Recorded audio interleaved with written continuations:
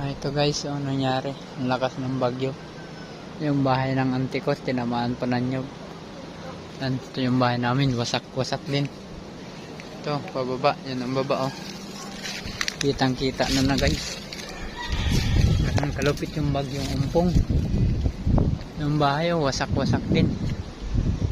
Meron pa kaming bahay doon sa bundok. Hindi ko alam kung wasak din yun o ano.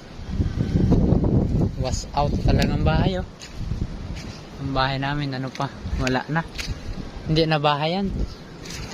Bulok. Mas mabuti lang. Walang may nangyari, walang na ano na tao. Yan. Grabe ang kalikasan. Pag gumawa, oh. Yan, wasak. Yan ang bahay. Wasak na wasak talaga guys. Mga kapilay, hanggang dito lang muna kasi lobat na ako. Run out pa dito, mga 2 weeks o 2 linggo pa, 3 linggo.